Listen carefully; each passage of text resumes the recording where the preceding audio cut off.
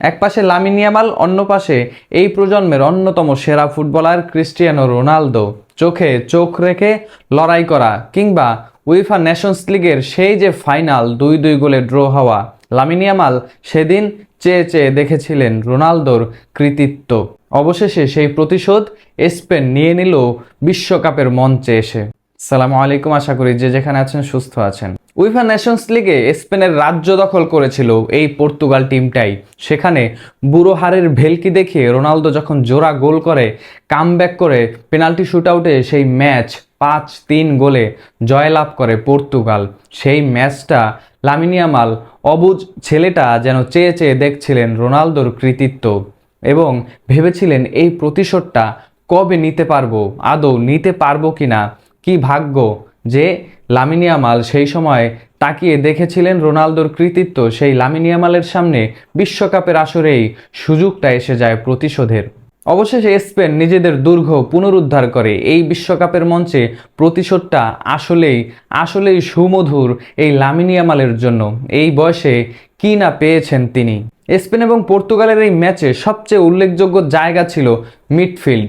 দুই দলের মিডফিল্ড অনেক বেশি কম্প্যাক্ট, এবং আলোচনাও ছিল এই দুই দলের মিডফিল্ডের মধ্যেই সবচেয়ে যুদ্ধটা বেশি হবে, এবং হয়েছেও তাই।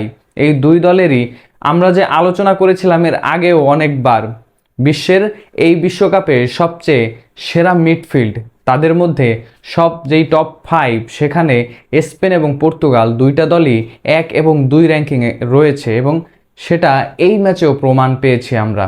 এবং ঠিকই মিডফিল্ডের সেই যুদ্ধটাই এই ম্যাচে আমরা দেখতে পেয়েছি।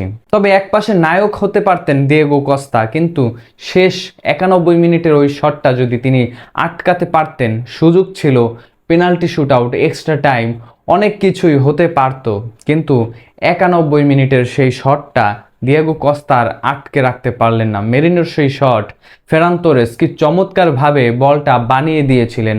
মনে হচ্ছিল গুইমারেস সেই যে বলটা বানিয়ে দিয়েছিল মার্টিনেলিকে, সেই গোলটা রিপিট আমরা এই ম্যাচে এক্সট্রা টাইমে যাওয়ার আগ মুহূর্তেই দেখে ফেলেছি। তবে পর্তুগালের দুর্ভাগ্য নাকি কর্মফল, যেই স্পেনের বিপক্ষে এই পর্তুগাল টিমটাই বরাবর চমৎকার পারফরমেন্স দিয়ে আসেন, এবং এই পর্তুগাল দলটা এর আগে পর্তুগালের যে কোনো দলের তুলনায় অনেক বেশি এগিয়ে থাকবে, এবং এই বিশ্বকাপ জয়ের দাবিদারও ছিল এই পর্তুগাল টিমটা। কিন্তু স্পেনের বিপক্ষে তারা উইফা নেশনস লিগের সেই পারফরমেন্সটা দিতে পারেনি। এখানে পর্তুগালের খামখেয়ালিপনা, রোনালদো কেন্দ্রিক যে পারফরমেন্স দেওয়ার কথা, যেই প্ল্যানিং কোচের, সেই প্ল্যানিংটাই ছিল না। যেখানে আর্জেন্টিনা মেসি কেন্দ্রিক সব প্ল্যান করে আর্জেন্টিনা এখন সেমিতে যাওয়ার উপক্রম অবস্থায় রয়েছে, সেই আর্জেন্টিনাকে দেখেও পর্তুগালের কোচ শিখতে পারলেন না একজন গ্রেট প্লেয়ারকে কেন্দ্র করে যে একটা দল অনেক দূর এগিয়ে যেতে পারে। তবে সব জল্পনা কল্পনা পেরিয়ে রোনালদোর দল এখন বাড়ির পথে, এবং স্পেন কোয়ার্টার ফাইনালে। প্রশ্ন ছিল ফ্রান্সকে এই বিশ্বকাপে আটকানোর মতো কি কোনো দল রয়েছে এই বিশ্বকাপে? কারা আটকাতে পারবে?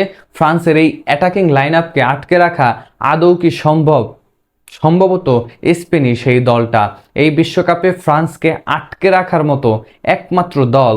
আলোচনায় এবং পারফরমেন্সে, টেকনিক্যাল বিশ্লেষণে, সব জায়গায় এই স্পেন দলটাই, লামিনদের এই দলটাই একমাত্র যোগ্য ফ্রান্সকে আটকে রাখার মতো।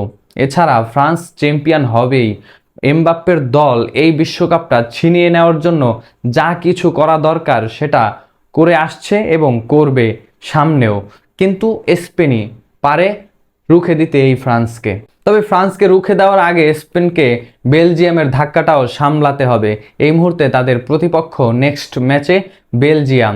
লামিনরা নিশ্চয়ই বেলজিয়ামের বিপক্ষে জয়টা তুলে নিতে পারবে, কেননা দলের কম্বিনেশন পারফরমেন্স সব জায়গায় বেলজিয়ামের চেয়ে মাঠের বাইরে, মাঠের পারফরমেন্সে এগিয়ে এই মুহূর্তে স্পেন। তবে নকআউট পর্ব, বিশ্বকাপের মঞ্চ, বলা যায় না কখন কি হয়, কোন ম্যাচে কে ঘুরে দাঁড়ায়, সেটাই এখন দেখার অপেক্ষা। স্পেন যদি বেলজিয়াম বাধা পার হতে পারে, ফ্রান্সকেও রুখে দেওয়ার সামর্থ্য রাখে এই স্পেন। তবে ওই প্রশ্নটা আরও একবার করা যায়, পর্তুগাল এই দলটা যারা বিশ্বকাপ জেতার দাবিদার ছিল, তারা নিজেদের প্ল্যানেই কি এই বিশ্বকাপ থেকে ছিটকে গেল কিনা? এমন একটা দল পেয়েও পর্তুগাল যখন সেমি পর্যন্ত অ্যাটলিস্ট যেতে পারেনি, সেই আলোচনাটা নিশ্চয়ই থেকে যাবে পরবর্তী টুর্নামেন্ট পর্যন্ত। তবে রোনালদো মিস্টার CR7 খালি হাতেই ফিরতে হলো, অবসরও নিতে হবে সম্ভবত খালি হাতেই, কেননা পরের বিশ্বকাপে আর তিনি খেলবেন কিনা সেই প্রশ্নটা তো এখন সবার সামনে স্পষ্ট। বয়সটা 40-এর উপরে, পরের বিশ্বকাপ তো আরও 4 বছর পরে, সেখানে না খেলাটাই তো স্বাভাবিক, আর খেলাটাই অস্বাভাবিক। পারফরমেন্স কিংবা নিজের ফিটনেসের জায়গায় নিজের হাই ইন্টেন্সিটি যেই পারফরমেন্স এই ফুটবলের দরকার, বর্তমান যেই ফুটবল, সেটা রোনালদো আরও 4 বছর পরে ধরে রাখতে পারবে না নিশ্চয়ই। কেননা মন কথা বললে অনেক সময় বয়সটা সেই কথা বলে না। রোনালদোকে খালি হাতেই বিদায় নিতে হচ্ছে, নেইমারের মতোই। একটা প্রজন্মের সেরা 3জন ফুটবলার, একজন যখন সব কিছুতেই পরিপূর্ণ, গত বিশ্বকাপেই মিস্টার লিওনেল মেসি সব কিছুই পরিপূর্ণ হয়েছেন সব কিছুতেই, অথচ নেইমার তিনি ইনজুরির সঙ্গে যুদ্ধ করতে করতে বিদায়টা নিলেন। শেষ ম্যাচে গোল করেই তিনি বিদায় নিয়েছেন, তবে রোনালদো সেটাও পারলেন না। রোনালদো সম্ভবত পর্তুগালের জার্সিটা আরও কয়েকদিন পরতে পারে হয়তোবা, কিন্তু নেইমার আর সেটাও পরবে না। আপনার কি মনে হয় পর্তুগাল এই ম্যাচে তাদের ওই যে খামখেয়ালিপনার কারণেই স্পেনের বিপক্ষে হেরেছে কিনা, এবং স্পেনের এই চমৎকার দলটা ফ্রান্সকে আটকাতে পারবে কিনা? কমেন্ট বক্সে আপনার মূল্যবান মন্তব্য অবশ্যই জানাবেন।